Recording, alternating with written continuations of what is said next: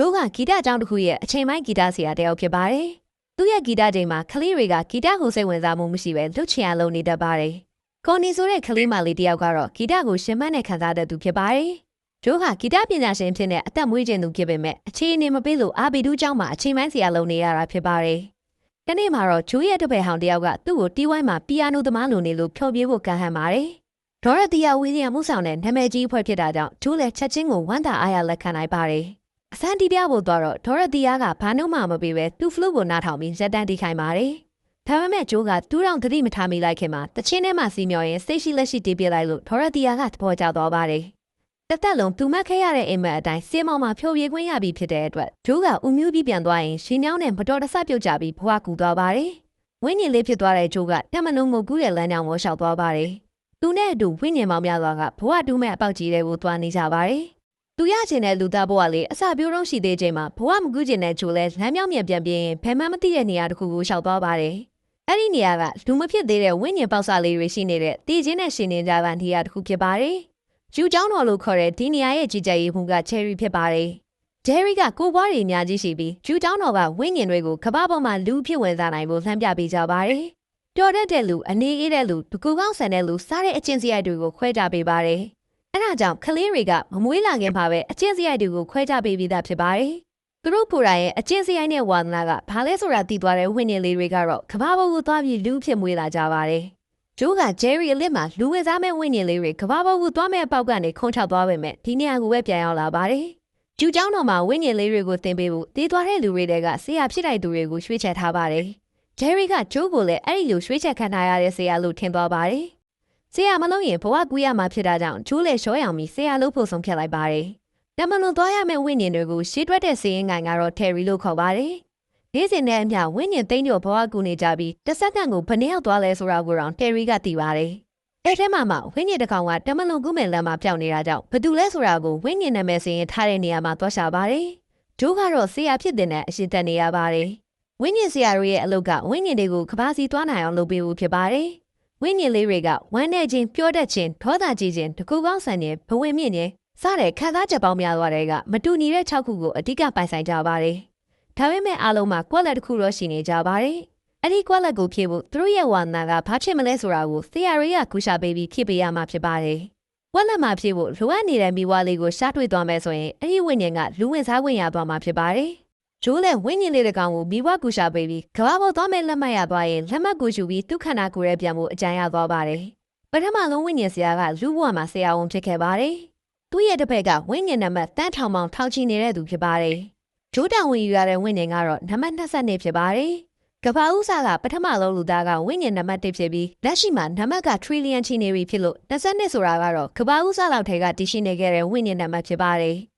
22ကကဘာကိုမသွားကျင်တာကြောင့်ပီကတ်နေတဲ့ဝိညာဉ်ဖြစ်ပါတယ်။သူ့ကိုခန်းဒီအေဗရာဟင်လင်ကွန်းနဲ့မာသာထရီဆာတို့လူတွေကဆရာအဖြစ်သင်ပေးခဲ့ပေမဲ့အားလုံးကဆရာဆက်လို့မဲ့အစားငိုပြီးတမလွန်ကိုပဲကူသွားကြပါတယ်။မာသာထရီဆာတို့မိုဟမ္မဒ်အလီတို့အပြင်ဆရာပေါင်းထောင်ချီလက်လျှော့သွားတဲ့22ကိုဂျိုးကမိဝရအောင်လုပ်ပေးရမှာဖြစ်ပါတယ်။22ကဂျိုးကိုလည်းလက်လျှော့ပြီးလေလိုက်တော့ဘူးပြောပါတယ်။ဂျိုးကတော့22မသွားလဲ22ရဲ့ဒစိမ့်နဲ့ကဘာကိုသွားဖို့အတွက်သူ့ရဲ့ဝါသနာကိုအရှင်လိုက်ပြပါတယ်။ဂျိုးကဂျက်စဂီတာကိုခံစားမှုလိုက်တဲ့နေ့ကစပြီးဂီတပညာရှင်ဖြစ်ဖို့ကြိုးစားခဲ့ပါတယ်။ဒါပေမဲ့ဒီရတိုင်းမှာအငင်းခံခဲ့ရပြီးကျောင်းဆရာဘွားနဲ့တောင်းတင်နေခဲ့ပါတယ်။နောက်ဆုံးမှာအခွင့်အရေးတစ်ခုရလိုက်တော့လဲစီးုံပေါ်မှာကိုမဝင်နေတဲ့အခြေအနေဖြစ်သွားရပါတယ်။22ကဘာကူမဝါသနာမပါလို့ဂျိုးကတစိတ်ကိုသူ့ကိုမှတက်ပြီးသူ့ဝါသနာနဲ့ဖြေဖို့လုပ်ပေမဲ့တစိတ်ကပေးလို့မရသလိုခက်စီးလို့လည်းမရတဲ့အရာဖြစ်ပါတယ်။ကွက်လက်ကိုဖြည့်နိုင်မှသာ22စီကနေခွာယူလို့ရမှာဖြစ်လို့ဂျိုးက22ကိုမိဝကူရှာပေးဖို့တနည်းပဲရှိပါတယ်။22ကလည်းသူကကဘာကိုသွားမဲ့လက်မှတ်ရလို့ဂျိုးကိုပေးလိုက်ရင်တခြားဆရာတွေနဲ့ခေါင်းမစားရတော့ပဲသူ့လက်ကိုကြော်ဖို့ဆုံးဖြတ်လိုက်ပါတယ်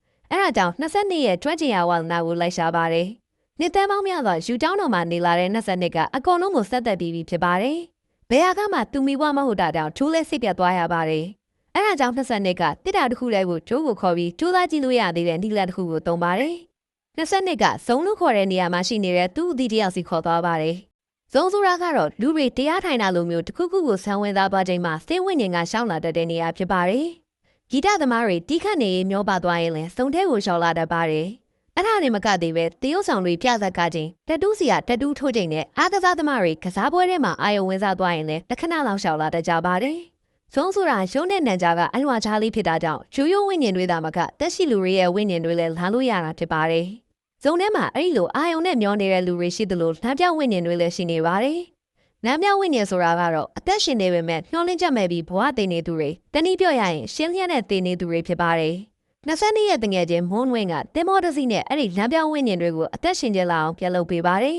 ။သူတို့ဘက်ကလမ်းပြောင်းဝိညာဉ်တကောင်မှုဖန်ပြီးခန္ဓာကိုယ်နဲ့ချိတ်ဆက်မှုကိုဖွင့်လိုက်ပါတယ်။လမ်းပြောင်းဝိညာဉ်ကလူလောကမှာရမုံမွေးမန်နေဂျာတယောက်ဖြစ်ပြီးစိုးရိမ်စိတ်နဲ့ဆွဲလန်းမှုတွေများလို့ဘဝတည်နေသူဖြစ်ပါတယ်။သူတို့ကလမ်းပြောင်းဝိညာဉ်ကိုတက်ကြွပေါင်းလုပ်ပေးပြီးစိတ်နဲ့ခန္ဓာပြန်ကပ်ပေးလိုက်ပါတယ်။ဒိုးကလည်းအဲ့လိုနည်းနဲ့ပြန်မှုကြိုးစားပေမဲ့တေကနေလူဖြစ်နေတာကြောင့်တမလို့တကားပဲပွဲလာပါတယ်။အဲ့ဒါကြောင့်ကပတိန်ကလူလောကနဲ့ဒီထက်နေတဲ့နေရာကိုခေါ်သွားပါတယ်။တင်မောဘော်ကဝိညာဉ်တွေကတေးပြီးသားတွေမဟုတ်ကြပဲတက်ရှိလူသားတွေဖြစ်ကြပါတယ်။သူတို့ကလူဘဝမှာစိတ်အာရုံတွေကိုစူးစီးပြီးတရားထိုင်နေကြသူတွေဖြစ်ပါတယ်။ကပတိန်မွန်းဝင်းကယူရောက်မြို့ရဲ့လမ်းနောက်တနေရာမှာသူ့လို့သူလို့ရင်စံဝင်စားနေတာဖြစ်ပါတယ်။အားလုံးကသူတို့အာယုံနဲ့သူတို့စံဝင်စားနေကြသူတွေဖြစ်တာကြောင့်ဝိညာဉ်လောကနဲ့ဆက်သွယ်နိုင်ကြတာဖြစ်ပါတယ်။ဇုံထဲမှာမျောနေတဲ့လူတွေကပျော်ရွှင်နေကြတယ်ဆိုပေမဲ့အစွဲလန်းကြီးလွန်းသွားရင်လည်းလမ်းပြောင်းဝိညာဉ်တွေဖြစ်သွားတတ်ပါတယ်။ကပတိန်ကိုရိုင်းကလည်းတစ်ချိန်လုံးကဂိမ်းဆွဲပြီးလမ်းပြောင်းဝိညာဉ်ဖြစ်ခဲ့မှုပါတယ်။ကပတိန်ကတနေရာရောက်တော့ရှုံးတဲ့နန်ဂျာကတကားကိုဖွင့်လိုက်ပါတယ်။ဒိုးကသူ့ကိုယ်သူမြင်မြင်ချင်းအပျော်လုံးပြီးခုံဆင်းသွားပါတယ်။သူနဲ့အတူ22ပါမတော်တဆပါလာပြီးနောက်တော့ဂျိုးကမျက်လုံးပွဲလာပါတယ်။ဒါပေမဲ့ဂျိုးရောက်သွားတာကခရီးမောကကြောင်းတကောင်ရဲ့ကိုယ်ထဲဖြစ်ပြီးသူ့ခန္ဓာကိုယ်ထဲကိုတော့22ကရောက်သွားပါတယ်။22ကလူဖြစ်ရတာကိုတွေးပြနေလို့ကြောင်းဖြစ်နေတဲ့ဂျိုးကပဲ22ကိုအတိပြောင်းဝင်လာအောင်ထိန်းနေရပါတယ်။သူ့ကိုယ်သူဝိညာဉ်ပေါက်ဆလေးလိုပြောနေတဲ့ဂျိုးကိုဆရာဝန်တွေကအယူလို့ထင်သွားတာကြောင့်ပြဿနာတွေမဖြေရှင်းနိုင်လောက်တဲ့အထိမရှုပ်ထွေးခင်မှာစီးရုံကထွက်ပြေးကြပါတယ်။နေပေါင်းသိန်းချီအတွင်းတခါမှလူမဖြစ်ဘူးတဲ့22ကလမ်းအောင်ကောင်းမမလျှောက်တတ်တဲ့အပြင်လူတွေနဲ့လည်းမဆက်ဆက်ဘူးတာကြောင့်တောက်ပြီးထွက်ပြေးပါတယ်။ဝိညာဉ်လောကမှာနာကျင်မှုမရှိအနက်အရသာအထီးအတွေ့တွေမရှိပေမဲ့လူဖြစ်လာတော့ဖိုက်ဆာလာတဲ့ခံစားချက်ကို22ကစိတ်တူနေပါတယ်။အဲ့ဒါကြောင့်ကြောင်ကျိုးကဆိုင်းကပြီးသားသွားခိုးပြီး22ကိုကျွေးလိုက်ပါတယ်။အရသာရှိတာကိုအခုမှစားဘူးတဲ့22ကပထမဆုံးအကြိမ်အဖြစ်လူဖြစ်ရတာကိုအကြိုက်တွေ့သွားပါတယ်။သူတို့နှစ်ယောက်ကအရှုပ်တွေပြန်ရှင်းမှုလူသားမွန်းဝင်းကိုလိုက်ရှာကြပါတယ်။ဝိညာဉ်လောကမှာတော့ကကပတိန်ပြောခဲ့တဲ့လိပ်စာအတိုင်းတွားရှာကြည့်တော့ဆိုင်းမုံလည်းတရားရနေတဲ့ကပတိန်ကိုတွေ့လိုက်ရပါတယ်။ဒိုးတို့နှစ်ယောက်ကသူတို့ချစ်ကိုရှင်းပြတော့ကပတိန်ကနားထောင်နိုင်မှသူ့စီလာခဲ့ဖို့ချိန်လိုက်ပါတယ်။တယောက်သာဂျိုးရဲ့အိမ်ကိုပြန်ဖို့အတွက်လူဖြစ်နေတဲ့22ကထိုက်ဆင်းခိုင်းရပါတယ်။ပြစ်ချင်တော့တက်စီဘောကဆင်းလာတဲ့သူကဒေါရတီယာဖြစ်နေပါတယ်။စီးရုံဝစ်ဆုံဝစ်ထားပြီးအယူနဲ့တူနေတဲ့ဂျိုးကိုဒေါရတီယာကအထင်သေးသွားပါတယ်။ကြောင်ဖြစ်နေတဲ့ဂျိုးလည်းခန္ဓာကိုယ်ကိုမြင်မြင်ပြန်ပြောင်းပြီးဂီတပွဲမှာလက်စွမ်းပြဖို့ကြိုးလိုက်ရပါတယ်။အဲ့ချိန်မှာပဲဂျိုးရဲ့တစ်ဖက်ကဖုန်းဆက်ပြီးဒီနေ့တွေ့လိုက်ရတဲ့ဂျိုးရဲ့ပုံစံကြောင့်ဖြိုပြပွဲအတွက်ဂျိုးရဲ့နေရာမှာတခြားတစ်ယောက်ကိုငှားလိုက်ပြီးလို့လှမ်းပြောပါတယ်။ဒါပေမဲ့ဂျိုးကသူ့လေးစားရတဲ့ဆရာတစ်ယောက်ဖြစ်လို့အစွမ်းကုန်ကူညီဖို့အတွက်အကောင်းဆုံးပြင်ဆင်ပြီးဂီတပွဲကိုစောစောလေးလာခဲ့ဘူးပြောပါတယ်။ဂျိုးလည်းသူ့ပုံစံကိုတက်တက်ရဲရဲဖြစ်နေစေဖို့22ကိုရှေ့ချိုးပြင်ဆင်ခိုင်းပါတယ်။တစ်ဖက်ကယူเจ้าတော်မှလည်းတယ်ရီကပျောက်နေတဲ့ဝိညာဉ်ဟာချိုးမှန်တည်သွားပါတယ်။ဂျိုးကကဘာဘုတ်ရောက်နေတာကိုပါတည်သွားတာကြောင့်သူနဲ့သက်ဆိုင်တဲ့လောကကိုပြန်ပို့ဖို့အတွက်တယ်ရီကကဘာဘုတ်ဝတ်လိုက်လာပါတယ်။ဂျိုးကတော့သူ့ရဲ့မတော်တော့တဲ့ဝတ်စုံတွေကိုအတင်းဝတ်ခိုင်းနေပါတယ်။သပင်ကိုလည်းတက်တက်ရဲရဲဖြစ်အောင်ရှေ့ကနေတီးပေးပေမဲ့ကြောင်းဖြစ်နေတဲ့ဂျိုးကအရှိန်လုံးမိသပင်အလဲတက်တဲ့ကိုရှေ့ပြေးလိုက်မိပါတယ်။အဲဒါကြောင့်ဂျိုးကသူ့တငယ်ချင်းဆက်သားဆရာစီကိုလိုက်သွားပြီးသပင်ညှက်ဖို့လိုရပါတယ်။ဆက်သားဆရာရဲ့မိဘကသပင်ညှက်တာပဲဖြစ်ရမယ်လို့ဂျိုးက22ကိုပြောပါတယ်။22ကတော့ဆက်သားဆရာကစကားတွေပြောရင်ဘာပြန်ပြောရမလဲတွေးပြီးကြောင်နေပါတယ်။ဂျိုးကတော့သူနဲ့တွေ့တိုင်း jazz ဂီတအကြောင်းပဲပြောနေကြဖြစ်လို့ဒီတိုင်းနေလိုက်အောင်နဲ့အဆင်ပြေပြီလို့အကြံပေးပါတယ်။သပင်ညက်ဆိုင်နဲ့ဝင်တော့ဆက်သားဆရာကလည်းဂျိုးရဲ့သပင်ကိုတွေ့ချင်းအရေးကြီးတဲ့ပုံပေါက်နေတာကြောင့်အရှင်းညှက်ပေးပါတယ်။တစ်သက်လုံးသပင်ပုံနဲ့တစ်မျိုးပဲညှက်ခဲ့တဲ့ဂျိုးကိုဒီလိုအကြောင်းလဲလို့တာကောင်းတယ်လို့ဆက်သားဆရာကပြောပါတယ်။ဂျိုးမဟုတ်တဲ့22ကလည်းစကားသားရတာနဲ့အစ်တွေများသည်ဘာအကြောင်းလဲမှမရှိပဲနေခဲ့တဲ့အကြောင်းတွေကိုတန်းစီပြောပြပါတယ်။သူကတကယ်ချစ်ခဲ့တဲ့ဝိညာဉ်လောကအကြောင်းတွေကိုပြောနေပေမဲ့တစ်ဆိုင်လုံးကလူတွေကတင်းစားပြောတာလို့ထင်ပြီးနားထောင်ရင်းပြောနေကြပါတယ်။ဆက်သားဆရာကလည်းသူကသပင်ညက်တာထက်တရိတ်ဆန်ဆရာဝန်ဖြစ်ချင်ခဲ့ကြောင်းပြောပြပါတယ်။မိသားစုကိုငယ်ပြီးစေးကြောင်ဆသပင်ညက်တင်တန်းကိုပဲတက်ခဲ့ပေမဲ့ဒီလို့မှသူပြောပါတယ်။ဂျိုးနဲ့ jazz အကြောင်းမဟုတ်ပဲတခြားအကြောင်းတွေပြောဝင်ရလို့ပြောကြောင်းနဲ့ပြောပါတယ်။22နဲ့ဂျိုးတို့ကလူတိုင်းကတော့ဝိညာဉ်ဘဝမှာရခဲ့တဲ့မိဘလေးအတိုင်းကွက်တီမရှိသန်နိုင်ကြဘူးဆိုတာသဘောပေါက်သွားကြပါတယ်။ဆိုင်ကထွက်လာပြီးတဲ့က22ကမြင်မြင်သမျှအရှာအလုံးမှုသဘောကျနေပါတယ်။ကဘာမင်းကသူထင်တဲ့လောက်ပြင်းစရာမကောင်းပဲစိတ်ဝင်စားဖို့ကောင်းတာတွေအများကြီးရှိတာကိုသိလာပါတယ်။အဲဒါကြောင့်ယူเจ้าတော်မှမဟုတ်ပဲကဘာပေါ်မှာသူ့ရဲ့မိဘကိုရှာချင်နေပါတယ်။ အပြောင်းလုံးနေတဲ့22ကဟိုးဒီဒီရှာလို့ရင်မတော်တဆဖောင်းမီကွာပြတ်သွားပါတယ်။ လုံးလုံးစေသူတို့ပြဿနာကိုဖြေရှင်းပေးနိုင်မှာကတော့ဝိစုံချုပ်တဲ့ချိုးရဲ့အမေပဲဖြစ်ပါတယ်။သူ့အမေစီသွားဖို့ဘူးရမရထားဆောင်နေတော့ဂီတာတီးနေတဲ့ဂီတသမားတယောက်ကိုတွေ့ပါတယ်။အချိန်တိုင်းအစားနဲ့ပါးစပ်မပြတ်တဲ့20နှစ်ကပထမဆုံးအနေနဲ့ဂီတသံမှုသဘောကျမိသွားပါတယ်။ဂီတကသူ့မိဘများလားလို့ထင်လိုက်ပေမဲ့သူကတော့သူ့ခန္ဓာကိုယ်ထဲဝင်နေတာတောင်သူ့လိုခံစားရသွားတာပဲလို့ယူဆပါတယ်။ရထားပေါ်ရောက်တော့လေအချိုးမပြေတဲ့20နှစ်ကဘေးကလူတွေအော်ရာခံရလို့လှမ်းနေပါတယ်။ကြောက်ကြောက်နဲ့ခုံးအောင်ကသူများလက်ကျန်အေးဘူးကိုရှူတောက်နေပါတယ်။အဲ့လိုနဲ့နှစ်ယောက်သားချိုးအမေစီကိုရောက်တော့သူ့ဝစ်စုံကိုပြန်ချုပ်ပေးဖို့ပြောပါတယ်။သူ့အမေကပြန်မချုပ်ပေးပဲသူ့အဖေရဲ့ဝစ်စုံကိုထုတ်ပေးလိုက်ပါတယ်။သူများခန္ဓာကိုယ်နဲ့အထားကျသွားတဲ့20နှစ်လဲချိုးနဲ့အတူဂီတဖျော်ဖြေပွဲကိုသွားကြပါတယ်။20နှစ်ကသူထင်ထားသလိုမဟုတ်ပဲကဘာမြေပေါ်မှာကြုံရသမျှကိုသဘောကျနေပါတယ်။ကဘာမြေပေါ်မှာစားရတောက်ရတာရှဲရတာကြောက်ရတာအားလုံးကသူ့အတွက်နှစ်သက်စရာကောင်းနေပါတယ်။ဘာလို့မဆိုလုံးရမှာစိတ်ဝင်စားနေလို့သူမိဘကကောင်းဝင်ကိုကြည်လာလားလမ်းလျှောက်တာလားအမျိုးမျိုးစဉ်းစားရင်တက်ကြွနေပါတယ်။ဒါပေမဲ့အဲ့ဒီအရာတွေကရှင်တန်ချင်းအတွက်ရှိရတာတွေမဟုတ်ပဲတာမန်နေထိုင်မှုတွေသာဖြစ်ပါတယ်။အဲ့အချိန်မှာပဲခက်တင်ရောက်လာပြီးသူတို့နှစ်ယောက်ကိုဝိညာဉ်လဲပေးဖို့ပြောပါတယ်။20နှစ်ကတော့အရင်နေရာကိုပြန်မသွားပဲကဘာပေါ်မှာမိဝဝရှာတင်သေးလို့သူ့ရဲ့ခန္ဓာကိုယ်ကိုပြန်မပေးခြင်းပဲထွက်ပြေးသွားပါတယ်။ဂျိုးကလည်းသူ့ဘဝအတွက်အရေးကြီးဆုံးနေ့ဖြစ်လို့ခန္ဓာကိုယ်ကိုအသေးအတန်ပြန်လို့ခြင်းနေပါတယ်။20နှစ်နောက်လိုက်ရင်နှစ်ယောက်သာကန်ဆူးစွာနဲ့ပဲတယ်ရီနဲ့တိုးသွားတာကြောင့်ဝိညာဉ်နဲ့ခန္ဓာကိုယ်ပြန်ကွဲပြီးရှူချောင်းတော်ကိုပြန်ရောက်သွားကြပါတယ်။တယောက်နဲ့တယောက်သူ့အပြင်ကအပြစ်လုပ်နေကြရင်20နှစ်ကသူ့စီမှာကဘာသွားမဲ့လက်မှတ်ရနေတာကိုတွေးလိုက်ရပါတယ်။ဂျိုးကအဲ့ဒါဟာသူ့ခန္ဓာကိုယ်ရဲ့ဝင်နေလို့မိဝကိုရသွားတာဆိုပြီးစိတ်တူတူနဲ့ပြောပါတယ်။နောက်ဆုံးဘက်မှာဘာဖြစ်သွားလဲဆိုတာသူကိုယ်တိုင်တော့မသိလိုက်ရတဲ့20နှစ်ကတော့ကဘာလက်မှတ်ကိုဂျိုးကိုပြစ်ပေးပြီးထွက်သွားပါတယ်။တကယ်တော့မိဝဆိုတာဝါသနာတစ်ခုရှိမှန်းချက်တစ်ခုတည်းမဟုတ်ပဲရှင်တန်ရမယ်ဘဝအတိတ်ပဲကိုဆိုလိုတာဖြစ်ပါတယ်။20နှစ်ကလည်းယူကျောင်းတော်မှာနေတော့ကဘာကပြည့်စရာကြီးလို့ထင်ခဲ့ပေမဲ့ကဘာကိုချေချလိုက်တဲ့အချိန်မှာတော့ကောင်းငင်ကိုမောကြည့်တာလမ်းလျှောက်တာတယောက်နဲ့တယောက်ကူညီဖေးမတာတွေကရှင်တန်မှုအထိပ္ပယ်ဆိုတာကိုနားလည်လာပါတယ်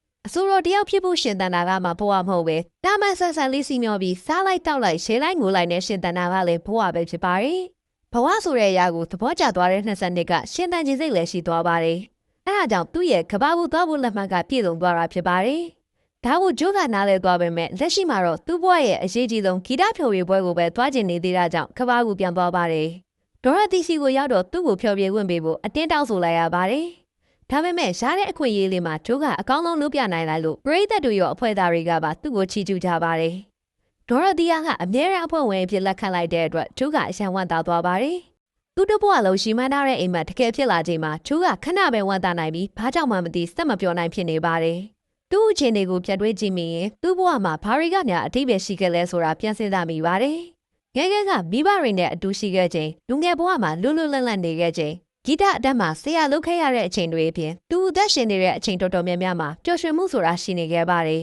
။အဲ့ဒီအချိန်တော်တော်များများကသူ့အတွက်ဘဝကြီးလို့ထင်နေတဲ့ဂီတဖျော်ဖြေသူတယောက်မဖြစ်ခဲ့တာတော့ရီမန်းချက်တစ်ခုနဲ့ရှင်သန်နေရတာကအထိပဲရှိခဲ့ပါတယ်။အဲ့ဒါကြောင့်ဂျိုးကသူ့စိတ်ကိုတည်ငြိမ်အောင်ပီယာနိုတီးရင်ဇံဝင်စားပြီးစုံတဲ့ကိုပြန်သွားပါတယ်။ဇုံထဲမှာကပ်တိန်နဲ့တွေ့တော့20နှစ်ကိုကူရှာပေးဖို့ပြောပါတယ်။ဒါပေမဲ့20နှစ်ကလမ်းပြောင်းဝိညာဉ်တယောက်ဖြစ်နေပြီဖြစ်ပါတယ်။အသက်ရှင်နိုင်မှုအခွင့်အရေးရှိခဲ့သလိုရှင်သန်ခြင်းသိလည်းရှိခဲ့ပါရဲ့နဲ့ရှင်သန်ခွင့်မရခဲ့တာကြောင့်20နှစ်ကရီမန်းချက်ပြောင်းဆုံးသွားတာဖြစ်ပါတယ်။